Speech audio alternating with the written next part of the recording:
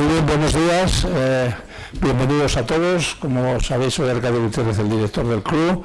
Vamos a empezar la presentación de este informe de la agencia. Yo creo que era el único que no hemos hecho en España. Prácticamente estamos, como os conocéis, todos los informes de la agencia tradicionalmente los estamos presentando en el club. Este año hemos presentado los correspondientes a carbón, a energías renovables, a petróleo, y ahora vamos a seguir. Hemos tenido la suerte de que Kamel Ben-Nasser quiera venir a presentarnos. Yo creo que ya veréis que habla muy bien español, por eso esta presentación no la estoy haciendo en inglés, sino que la estoy haciendo en español, porque ha trabajado en América bastantes años y incluso se atrevía a hacer la presentación en español, que haga como quiera, que la pueda hacer en inglés. Le he dicho en español porque tenemos avisado a la gente que iba a ser en inglés, ¿no? Bueno, yo creo que tenemos la suerte de que él esté aquí. Este informe, que veréis luego un resumen a la salida, y su presentación tiene una dedicación principal a las ciudades, que es un tema importantísimo por la gran influencia que tienen tanto en el consumo de energía como en las emisiones. Él mismo nos ha dicho que van a sacar hoy, están presentando un nuevo informe sobre contaminación en las ciudades y cómo se puede tratar. También, por otro lado, tienen otras iniciativas también para tecnologías que puedan ayudar a bajar por debajo de los 2 grados, a llegar a los por debajo de los 2 grados, y también es una iniciativa importante. En fin, yo creo que este es uno de los banderas de la agencia y, como todos los otros, encantados de que pueda venir Kamel a hacer esa presentación. Yo no os digo nada más, simplemente presentároslo, ¿no? Kamel Ben-Nasser ha trabajado muchísimos años en Schlumberger, alrededor de 30 años, aunque parece menos. Ha sido ministro en el gobierno tunecino tecnocrático que hubo después de la primera parte de la revolución. Lleva un año, no llega, desde septiembre en la agencia, y es el responsable de la ULUC y de todos los informes que hay en este campo. Una persona con unos conocimientos muy importante sobre este campo y muy buen trato también, como podréis apreciar en la presentación que va a hacer, y también cualquier pregunta que luego en el coloquio posterior querráis hacerles. Así que yo nada más que darle de nuevo las gracias, emplazarle para que venga aquí en noviembre, que normalmente a presentar el Outlook, y darle la palabra. Kamel. Okay. Muchas gracias, Arcadio. Va a ser un poco difícil porque tengo casi 20 años que salí de Sudamérica, entonces mi español va a ser un poco difícil, pero vamos a tratar de hacerlo. Entonces, es un gran placer de estar con ustedes, y la agencia tiene 2 publicaciones principales sobre perspectiva a largo plazo. La primera es el World Energy Outlook, y la segunda se llama Energy Technology Perspectives, perspectiva de tecnología de la energía, y que tiene diferentes focos sobre una visión del mundo energético. Entonces, ese año es casi 10 años que empezó esta publicación, y yo voy a... sí. Aquí. Sí.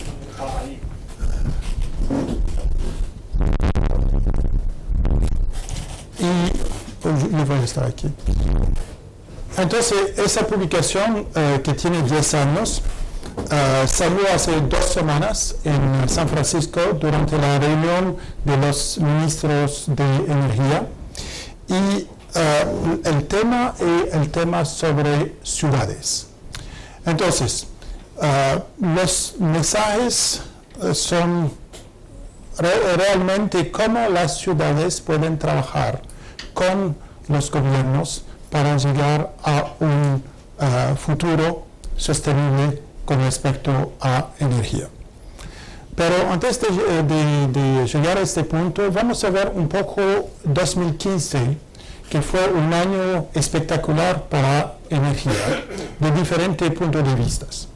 El primero, por supuesto, es que los precios de energía bajaron mucho, y entonces tuvo una implicación sobre el negocio de las empresas. El segundo, que fue extraordinario, fue en Nueva York en septiembre de 2015 que el objetivo de desarrollo sostenible número 7 fue adoptado, que el objetivo es de permitir el acceso de energía. Hoy 1.2 billones de personas en el mundo no tienen acceso a electricidad y 3 billones de personas no tienen acceso a modernas formas de energía. Entonces este SDG 7, Objetivo de Desarrollo Sostenible número 7, es muy importante para el futuro. Yo pienso que el desarrollo en África, por ejemplo, tiene muchas oportunidades, y España tiene un focus sobre África.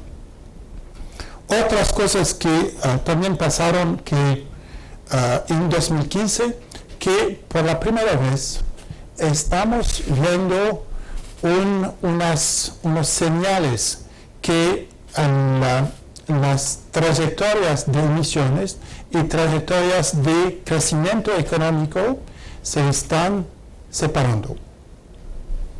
Lo que el Dr. Fatih Birol llama un happy divorce, un divorcio feliz, no tiene mucho, pero estamos viendo esta separación. Y yo voy a mostrar cómo está pasando. Entonces, si vemos la evolución de emisiones de CO2 a partir del sector energético, lo que vemos sobre los últimos 40 años, tenemos este crecimiento casi continuo de emisiones. Tenemos 3 épocas o temporadas cuando emisiones bajaron. La primera fue al final de los años 70, durante el segundo shock petrolero. Segundo fue durante la disolución de la Unión Soviética. Y la tercera fue la crisis financiera global del 2008. Pero aparte de ese, fue siempre un crecimiento de emisiones. Y 2014, lo que pasó que a pesar de un crecimiento mundial del PIB de 3.5%, casi las emisiones eran constantes, 2014. 2015, igual. Entonces estamos viendo por la primera vez una separación de las emisiones que es muy interesante. Porque primero la transformación de China del sector de producción, manufacturing, a un sector de servicios. La segunda es la importancia de energía renovable en el mundo, es lo que vamos a ver. Y la tercera es la eficiencia energética. Entonces son las 3 razones por qué tenemos estos 2 años sin crecimiento de emisiones. Segundo punto es que la capacidad en energía renovable está llegando a un nivel récord en 2015. A nivel mundial, casi 150 gigawatts de capacidad fueron instalados en el mundo. Y si vemos aquí el Midterm Market Report de la agencia, la capacidad instalada, y lo vemos dentro de diferentes partes del mundo. El crecimiento en casi 8 años del 45 gigawatts a casi 130 gigawatts, que fue un récord en 2014. 2015 fue actualmente más alto que ese, casi llegando a los 140 y pico gigawatts. Y son proyecciones, una proyección baja de en el futuro, los próximos 5 años. Y lo que vemos es la distribución con países. Al principio era más en la parte de Europa, por supuesto España tuvo un papel muy importante aquí, pero en el futuro Asia y principalmente China tiene un nivel alto, y también tenemos otros países non-OECD que están creciendo. Entonces, este es el escenario bajo. Tenemos también un escenario más alto, donde llegamos casi a 170 gigawatts de capacidad adicional a nivel mundial. Y el post-COP21, viene de los INDCs o NDCs de los países. Otro punto de 2015, por supuesto, tenemos el Acuerdo de París. El Acuerdo de París, aparte de los resultados, lo que pasó fue muy importante con respecto al hecho que ciudades tuvieron un papel muy importante, negocios tuvieron un papel muy importante, y fue realmente una unión de esfuerzos para llegar a este acuerdo. Y tercero es la parte de innovación, que es muy importante, y Mission Innovation, que tiene el objetivo de duplicar la inversión en innovación sobre los 5 años, es muy importante. Aquí vemos lo que se llama el 4DS, que es un objetivo, un escenario que está más o menos compatible con el acuerdo de los índices de París, las contribuciones de París. Entonces lo que vemos es que no llega a una baja de emisiones de CO2, falta para llegar a un máximo en los próximos 5 años. Tenemos un escenario del World Energy Outlook que se llama el Bridge Scenario, que puede llegar a un máximo de las emisiones. Si queremos ir a 2 grados, esta curva en verde, y vemos la diferencia de emisiones. Aquí tenemos más o menos 42 gigatons de CO2, tenemos que ir a 15 gigatons. Entonces la diferencia entre las contribuciones de países y 2 grados, 27 gigatons. Entonces casi tenemos 67% que tenemos que bajar con respecto a esto. La diferencia entre los dos son lo que llamamos los wedges de tecnología, y entonces las 2 contribuciones principales son renovables y eficiencia energética, que casi representan 64%. Tercer es la captura y el almacenamiento de CO2, que representa 15%, entonces ya tenemos casi 80%, el resto es nuclear y el cambio de fuel, pasando por ejemplo de coal a gas o de oil a gas. Entonces son los wedges de decarbonización para pasar al esquema de 2 grados. Entonces, si lo que vemos aquí, las contribuciones en el sector de generación eléctrica renovable es la parte principal, que llega casi a 180 gigatons sobre los próximos 35 años. Captura de CO2 en la parte de generación eléctrica, industria y transformación. La parte de fuel switching, que en la parte de transporte, industria y building. La eficacidad energética, que está casi en todos los sectores de transformación hasta industria. Y por fin nuclear, que está en la parte de generación eléctrica. Entonces son la parte de wedges, y aquí vemos la utilización final, y con respecto a ciudades, buildings, transport y power representan casi el 80% del esfuerzo que tenemos que hacer. Ahora, un mundo a 2 grados es completamente diferente con respecto a energía primaria. Hoy en día, petróleo es el número 1, seguido por carbón y seguido por gas. Y biomass, biofuels está en número 4.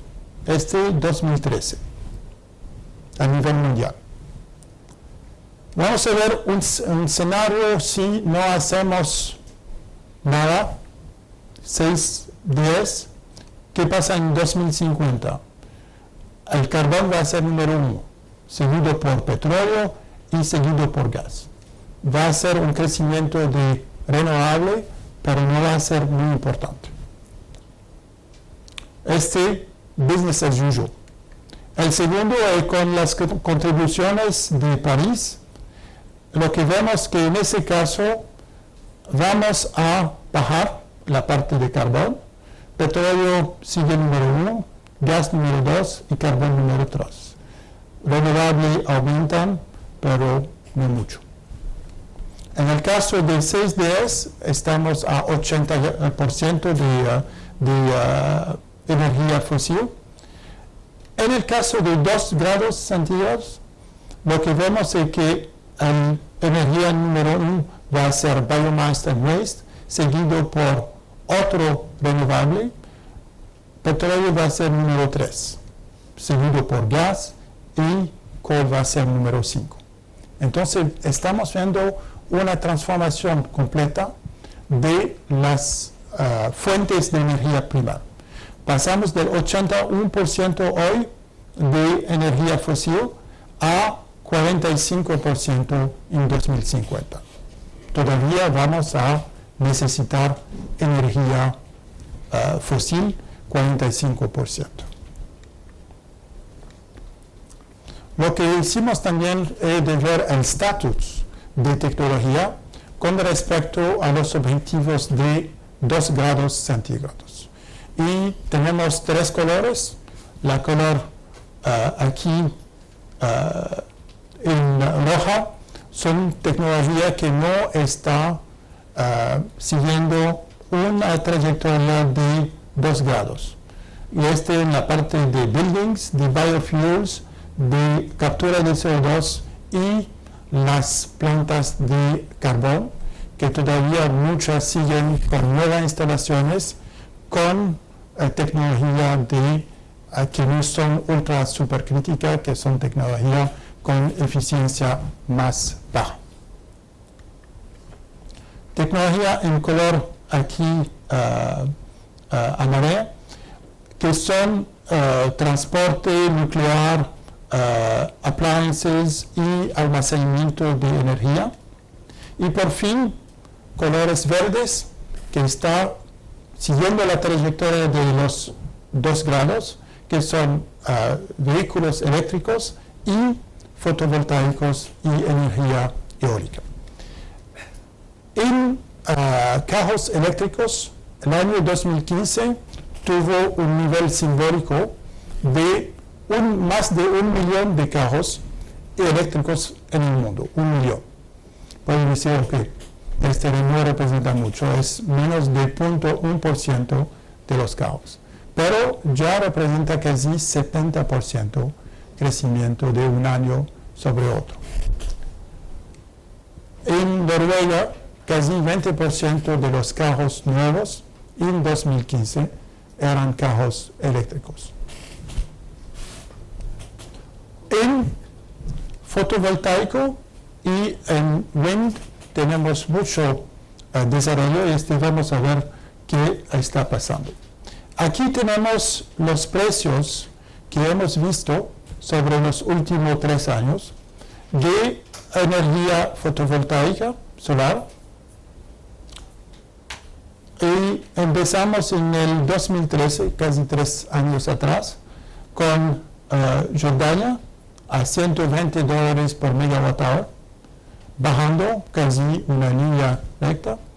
Perú al principio de 2016 a $45 por megawatt hour, pero la últimas subastas en México, en Marruecos y Dubái eran más a nivel de 40 hasta 30 dólares por megawatt hour. Pienso que fue el mes de mayo que en Dubái llegaron por debajo de 30, llegaron a $29.9 por megawatt hora. Con respecto a energía eólica, lo que vemos es que los precios están bajando, como empezamos a 80, ahora estamos casi al mismo nivel de $30 por megawatt hora. Entonces, un factor de 4 o 3 a 4 en energía solar y un factor de 3 en energía eólica. Entonces, este es un factor muy importante en el futuro. El tema sobre ciudades, hoy en día, casi 50% del mundo de la población están en ciudades. Y lo que estamos viendo que de entre ahora y 2050, casi 70% de la población del mundo va a ser en ciudades.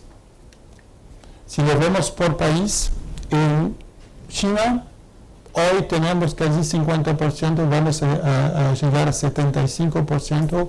India va a pasar de 30 a 50%. OECD está muy alto, está a 80% y va a llegar a casi 87-88%. Entonces, el porcentaje de población en ciudades está creciendo.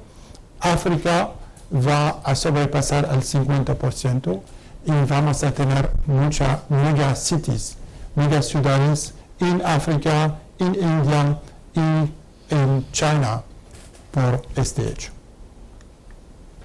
Si vamos a la parte de energía y de CO2, lo que tenemos hoy en ciudades, a pesar de tener solamente 50% de la población, tiene 70% de las emisiones relacionadas a energía. Entonces, este es un factor muy importante. Si queremos bajar las emisiones, necesitamos hacerlo en ciudades. Aquí tenemos la evolución en la parte de fuera de ciudades, en economías desarrolladas y en ciudades en economías que están desarrollando. Y lo que vemos es que la mayoría del aumento de demanda de energía va a venir de ciudades en países que están desarrollando. Lo que estamos mostrando en este libro es que en 2014 aquí tenemos la distribución de emisiones a partir de ciudades y fuera de ciudades con un escenario de 4DS. Estamos aumentando, la mayoría está llegando de fuera de ciudades. Tenemos la posibilidad de reducir las emisiones de ciudades con respecto al sector de potencia y de calentamiento, al sector de industria, al sector de transporte y sector de predios. Podemos bajar en un escenario de 2 grados para llegar a un escenario de 2 grados donde pasamos casi de 25 gigatons de CO2 de ciudades a casi 8 gigatons de ciudades. Estamos mostrando cómo podría pasar. La parte de transporte es muy importante. Aquí estamos haciendo un análisis con respecto a diferentes modos de transporte en el mundo.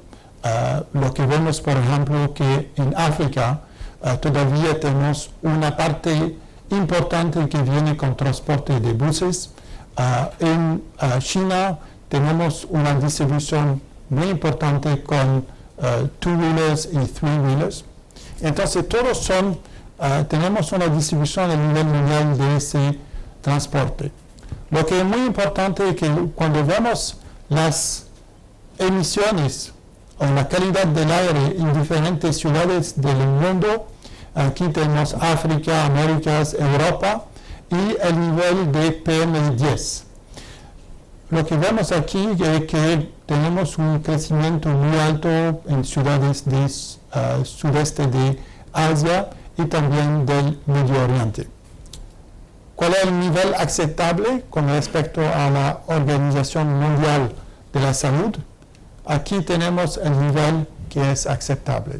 Entonces, en la mayoría de las ciudades en el mundo estamos mucho por encima de los niveles aceptables.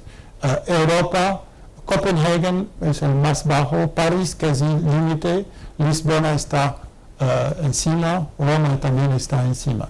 Entonces, hoy actualmente la agencia está sacando un reporte sobre calidad de aire que está mostrando que en el mundo el número de muertos es casi 7 millones relacionado a la calidad de aire y energía. 7 millones de muertes prematuras en el mundo, y aquí vemos la distribución en el mundo de estas tasas de mortalidad. Tecnología que podemos usar para mejorar el sector de transporte, tecnología, por ejemplo, para hacer el gerenciamiento de demanda de transporte, la eficiencia de vehículos y cómo reducir la intensidad de carbono de los fuels. Aquí tenemos las políticas con políticas nacionales y supranacionales de fuel tax, CO2 tax on fuels, estándares de economía de fuel y también soporte sobre innovación. Y las medidas locales con respecto al diseño de la ciudades que son más compactas, los precios, por ejemplo, congestion charge, que está aplicado en ciudades como Londres, la parte de transporte de inversión en transporte. Entonces, lo que vemos aquí con respecto a la inversión en infraestructura de transporte, aquí tenemos la inversión en 2015, que está dividida por carros y infraestructura. En 2015 tenemos una inversión a nivel mundial de casi 5 trillones de dólares, con la mayoría con respecto a carros que utilizan combustión interna. Y la segunda es sobre carreteras y estacionamientos. Con un escenario de 4DS, la inversión va a aumentar en vehículos convencionales, va a aumentar mucho en vehículos eléctricos y va a aumentar un poco sobre la parte de parking y carreteras, y metro y transporte público va a aumentar, pero no va a aumentar mucho. Ahora ¿cómo va a comparar con un escenario de 2 grados? La parte muy interesante es que con un escenario de 2 grados no necesitamos más investimiento en sistemas urbanos que comparado con 4DS. Ahora la diferencia esencial es que vamos a tener mucho más inversión en sistemas eléctricos y plug-in hybrids. Vamos a tener más inversión en transporte público, y va a permitir de reducir los otros para llegar a un total que es más bajo que el total con un escenario de 4DS. ¿Qué quiere decir? Es que en 2050 la proyección es que vamos a tener 1 billón de carros, comparado a 1 millón de carros hoy, que van a ser eléctricos y plug-in hybrids. Y representa 40 a 45% de los carros en el mundo van a ser eléctricos o plug-in hybrids. Entonces, una transformación completa del sistema de transporte urbano. Segundo punto con respecto a las ciudades es que la parte de calentamiento y enfriamiento de ciudades, que representa una parte importante de la demanda en ciudades, con la mayoría en la parte de calentamiento. Por supuesto, llegando de países que están en países más fríos. Ahora, ¿qué pasa? Que en el futuro, con el desarrollo de países en el sur, vamos a tener mucho más demanda en energía para refrigerar los edificios, las casas. Y entonces, casi la mayoría del crecimiento viene de no viene del calentamiento. ¿Cómo pasa para un escenario a 2 grados? Casi podemos bajar el consumo en calentamiento y podemos también reducir el consumo con refrigeramiento con nuevas soluciones. Entonces, podemos hacer dejando un confort de uso que es suficiente. Entonces, ese es un punto muy importante en que podemos bajar la demanda a pesar de un aumento de superficie en los predios y casas. En la parte de generación a partir de ciudades tenemos muchas posibilidades. Tenemos la parte de fotovoltaica a partir de los techos de predios y de casas. Esta es la parte en verde aquí, clara. Tenemos también el municipal waste, solid waste, que es el reciclaje de la utilización de energía a partir de reciclaje. La parte también de sewage gas. Todo esto pueden contribuir a una parte muy importante de la demanda total de electricidad y también de la demanda de calentamiento que podrían ver de fuentes renovables. El punto siguiente es que necesitamos hacer un diseño de ciudades que sea mucho más eficiente. Estamos hablando de un diseño más compacto con una integración de los diferentes servicios. Entonces, es cuando las ciudades necesitan un rol muy importante en la parte de políticas energéticas en el futuro, y los gobiernos tienen que dar soporte a ese diseño de nuevas ciudades del futuro con mucho más eficiencia. Los sistemas eléctricos tienen que ser transformados. El sistema antiguo, donde tenemos una generadora, distribuidora y consumidora, está cambiando. Tenemos ahora la noción de prosumers, entonces los consumidores van a ser también productores. Entonces toda esta arquitectura de sistemas eléctricos tiene que cambiar para ser mucho más eficiente en el futuro. Con respecto a las recomendaciones de políticas, tenemos las políticas locales y tenemos un número de elementos de políticas locales, por ejemplo, los códigos de predios, los investimentos en transporte público, los predios de los municipios y la transporte, y los políticos nacionales y las diferentes posibilidades con respecto a los programas para mejorar los sistemas energéticos. Entonces, necesitamos una coordinación entre los dos y damos ejemplo en este sentido. Entonces, con respecto a conclusiones de esta publicación, COP21 fue histórico con respecto a este esquema de colaboración entre los políticos nacionales, los políticos locales, los negocios. 2015 fue también espectacular con respecto al investimiento en energía renovable, pero tenemos todavía mucho progreso que tenemos que hacer en biofuels, en captura de CO2.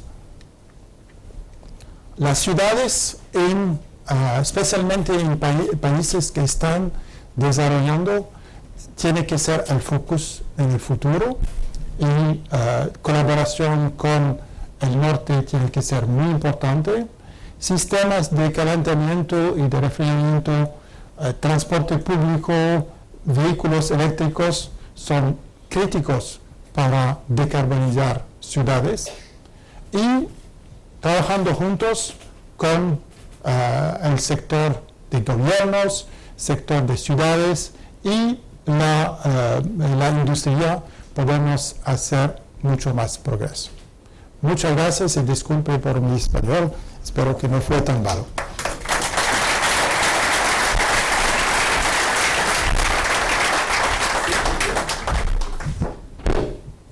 Como podéis ver, Kamel tiene un español buenísimo, ya quisiésemos nosotros con otros idiomas, ¿no?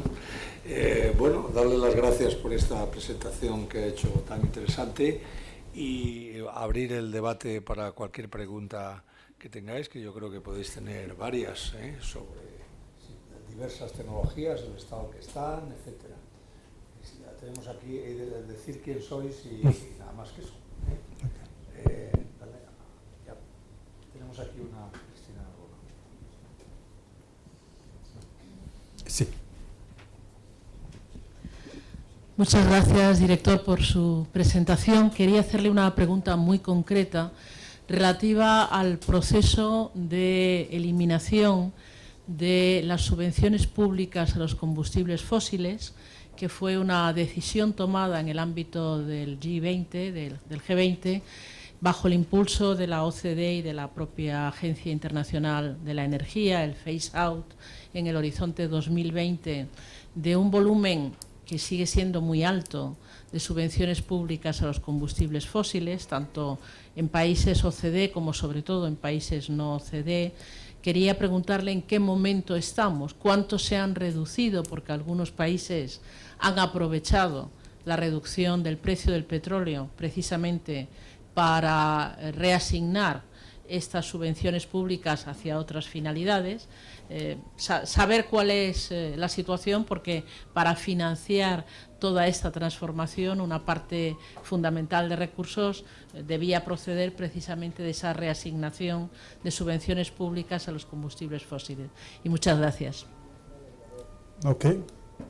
Gracias por la pregunta. Entonces, con respecto a las subsidies sobre digamos, los fossil fuels, lo que este fue siempre la política de la agencia del OCDE sobre tratar de empujar para bajarlos. En algunos países representa una cantidad de dinero que es impresionante. Voy a tener un país como Saudi Arabia, y la cantidad de subsidios en 2014 era casi 100 billones de dólares por año. 100 billones de dólares por año. Pueden imaginar cuál es. Y, por supuesto, este es un problema, porque si ustedes están consiguiendo electricidad a partir de gas que casi no cuesta nada, ¿cuáles son los incentivos para cambiar el sistema, para pasar a energía renovable? Entonces, en el report que la agencia tuvo en junio del año pasado sobre clima, fueron 5 medidas que fueron propuestas para cambiar de manera muy importante la trayectoria de emisiones. Este es lo que llamamos el bridge scenario, que permite de los índices que no llegan a bajar las emisiones a este bridge scenario que baja en los próximos 5 años. Casi ganamos 5 billones de toneladas por año en 2020. ¿Y cómo llegamos a este? Primero, eficiencia energética. Segundo, renovable. Pero el tercer punto son estos subsidies. Si podemos llegar a bajar. Entonces, lo que vimos en 2015, que fue muy importante, es que muchos países, aprovechando el hecho que los precios bajaron, empezaron a implementar estas políticas. Este incluye países como Emiratos Árabes Unidos, en agosto, que subió los precios de gasolina. Saudi, que subió los precios también al final del año 2015. Y este incluye Venezuela, a pesar del hecho que Venezuela todavía es muy bajo. Pero este indica que los precios no habían subido en Venezuela en los últimos 20 años. Entonces, estamos viendo estos resultados. Yo cuando era ministro en Túnez, llegamos en 2014 al punto que la cantidad de dinero que el gobierno estaba pagando para subsidios en 2014, de subsidios de energía, era igual a la cantidad de dinero público para investimentos, que era completamente locos. Aplicamos una política para bajar y llegamos a unos resultados espectaculares. Con respecto, por ejemplo, en la industria, trabajamos con la industria. En Túnez, el número 1 era la industria de cemento. Y llegamos a una situación casi milagrosa que los precios de los productos aumentaron, el consumidor vio precios más bajos, eliminamos casi las ineficiencias en el sistema y al final del año el gobierno ganó 150 millones de euros. Entonces fue un win-win-win. Entonces son políticas que los países están aplicando y India también lo está haciendo, China también. Sí. Tenemos una, primero ahí Álvaro. Kamel, buenos días. Buenos días. Soy Álvaro Mazarrasa de AOP. Primero felicitarle por el fantástico castellano, la brillante exposición y tan clara exposición, ya que estamos hablando precisamente de funding y de subsidios,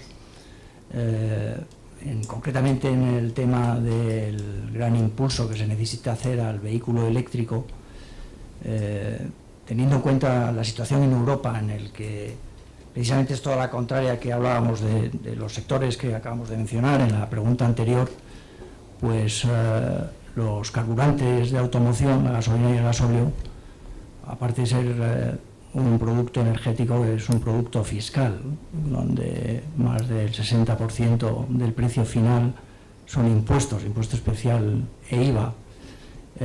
Dada la penuria de la situación económica de muchos de los países europeos, con una situación de déficit bastante notable,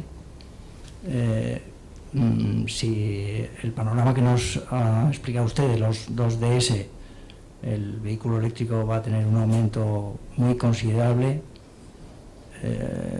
prácticamente ahora mismo la electricidad dedicada al uso de transporte, la fiscalidad es 6 o 7 veces inferiores en euros por gigavatio hora. ¿Cómo se va a financiar esa falta de fondos que van a tener los estados por la menor contribución de los carburantes tradicionales? Ok. Entonces, Entonces el primer punto es que este va a mejorar el balance comercial de los países por tener menos importes de productos fósiles. Entonces, importando menos petróleo o gas, es ya un primer punto positivo. El segundo es que, este va a ser compensado también por un tipo de impuestos sobre toneladas de CO2. Entonces, tenemos que diseñar un sistema que permitiría a los gobiernos de seguir con un input de productos fiscales, pero la distribución va a ser muy diferente. En vez de ser, por ejemplo, en la parte de transporte, a partir de gasolinas, de impuestos sobre gasolina podría ser en diferentes partes del mix energético. Lo que vimos es que en Noruega el aumento de carros eléctricos fue ayudado por medidas, por ejemplo, los vehículos no pagan el congestion charge, no pagan parque, estacionamiento. Entonces, todas son medidas que podrían ayudar en este aumento de vehículos eléctricos, pero es a nivel del gobierno que tiene que hacer una redistribución de los impuestos para garantizar que lo que pierden de un lado pueden compensar por otro lado. Y este CO2 tax es una posibilidad. Teníamos otra. Esta presentación la tendréis disponible, luego al salir tendréis también un resumen del ETP que ha presentado Camel. Sí. Carlos. Gracias, Arcadio. Soy Carlos Gascó de Iberdrola. Tenía una pregunta, además de felicitar al director por su brillante castellano y su intervención. He visto que los 3 escenarios que manejan en términos de aumento de temperatura son de 6, 4 y 2. Sin embargo, el Acuerdo de París habla de menos de 2, claramente por debajo de 2, e incluso apunta a 1,5. ¿Por qué no se reflejan en los análisis del ETP? Una pregunta muy importante también. Es que cuando el trabajo fue hecho sobre estos escenarios, todavía el Acuerdo de París no era firmado. Entonces, lo que quisimos hacer es asegurar que tenemos una reunión de los especialistas para tratar de entender lo que son estos escenarios de menos de 2 grados. Porque yo voy a decir que menos de 2 grados es un poco terra incógnita. Son sistemas que los científicos no conocen bien. Si ustedes ven las publicaciones del IPCC o otras, no tienen mucha información sobre escenarios de 1.5.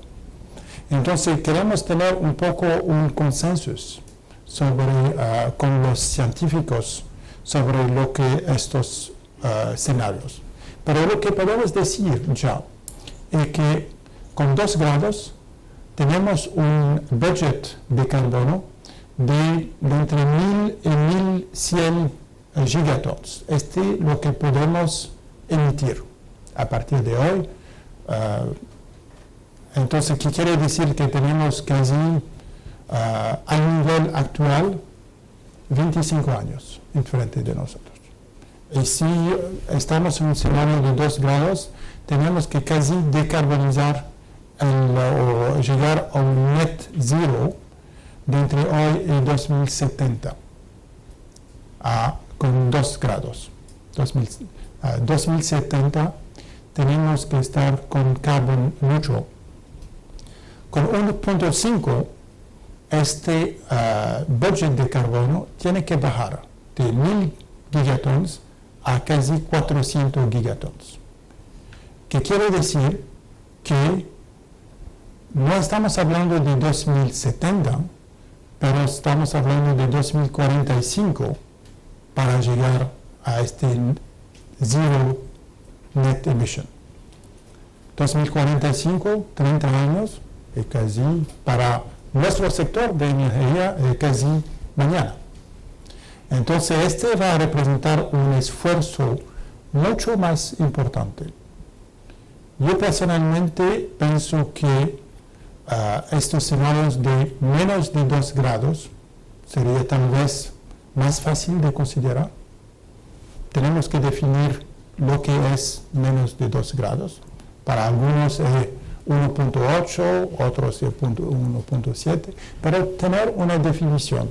Y lo que pensamos es que en el World Energy Outlook de noviembre vamos a tener algunos elementos, y en 2017 en el ATP de esta publicación de 2017 vamos a tener más información sobre estos escenarios.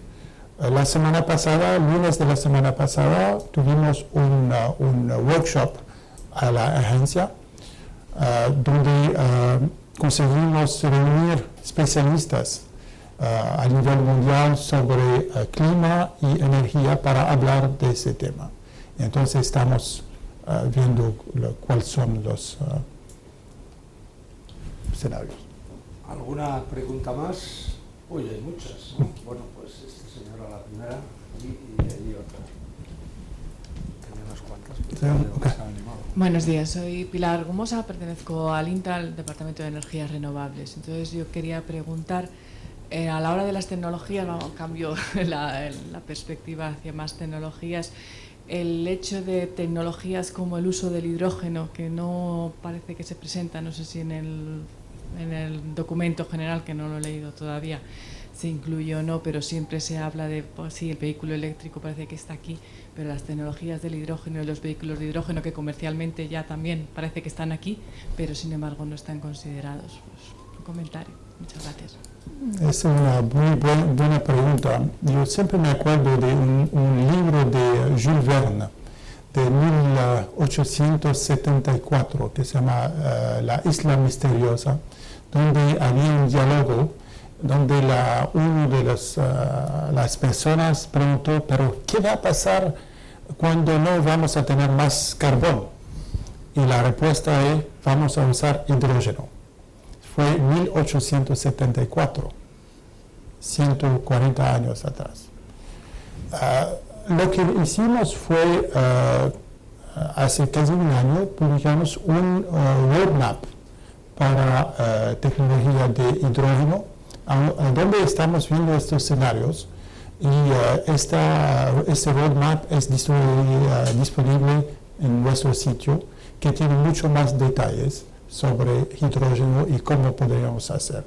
Esto la hicimos con nuestra red de tecnología de hidrógeno. ¿Por qué no se puede incluir en el ETP? ¿Qué es lo que hace que el roadmap está independiente, pero no incluido dentro de las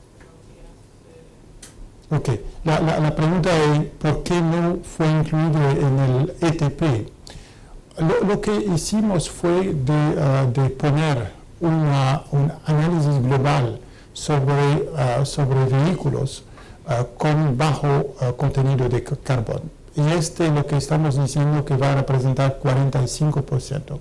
Ahora, podemos colocar estos vehículos con hidrógeno, está en pero yo pienso que va a presentar mucho más potencial tal vez con transporte público que con transporte individual. Puede ser. Isabel, teníamos otra por ahí, ¿no? Sí. Buenos días, soy Miguel Penarroch de DISA. Siendo el crecimiento del vehículo eléctrico tan exponencial como se ha presentado aquí, ¿cómo se contempla por parte de la agencia el incremento en la producción de energía eléctrica que será necesaria para alimentar estos vehículos? Es decir, siendo la generación de energía el principal contribuyente a la emisión de gases de efecto invernadero, ¿cómo impactaría el crecimiento tan grande en vehículos eléctricos? Entonces, en esos escenarios estamos viendo más uso de eficiencia eléctrica. Entonces, el uso de electricidad a nivel global no va a crecer mucho.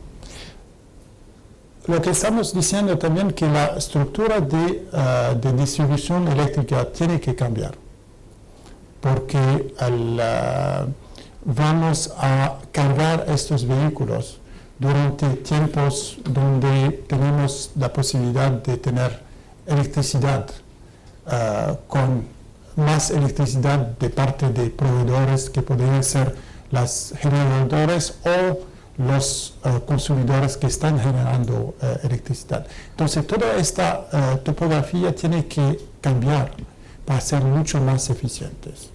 Y lo que vamos a ver es mucho más convergencia entre el sector de tecnología de información con el sector de tecnología de energía. Entonces todo va a hacer que no vamos a necesitar mucho más electricidad con respecto a este escenario. Ok. Ok. Gracias. Soy Antonio Baena de Advisory. Unirme a la enhorabuena y agradecimiento por la charla que nos ha dado, y una pregunta en torno a la proyección del consumo energético sobre todo en calefacción y refrigeración de edificios, ¿no? Hemos visto en la presentación que en lo que se refiere al transporte sí se prevé una gran penetración del vehículo eléctrico. En cuanto a lo que sería calefacción y refrigeración, sobre todo calefacción, aparte del district heating y diseñar ciudades más compactas, la fuente energética principal, ¿cuál se ve a 2030-2050? ¿Seguirá el gas natural teniendo un papel predominante o se prevén alternativas como fuente energética para calefacción de edificación? Entonces, lo que estamos viendo es que los números que estamos mostrando es que la superficie que tenemos que va a necesitar calefacción va a aumentar. Entonces tenemos que ser mucho más eficientes y usar todas las fuentes. Entonces, ¿cuáles son las fuentes? Por supuesto, el gas, pero también tenemos que usar las fuentes, digamos, de reciclaje, aparte de ciudades, y tenemos un gráfico que muestra el potencial, el porcentaje de en la parte de calefacción. Pienso que es un poco superior.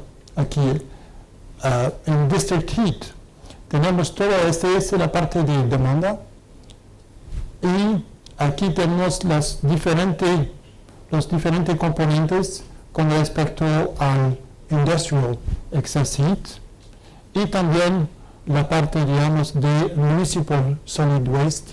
Entonces, podrían representar casi el 40% de la demanda total. Entonces, esta es la transformación que estamos viendo en este sector. Y el resto gas natural sería, ¿no? Sí, el resto sería gas natural, sí. ¿Alguna pregunta más tenéis?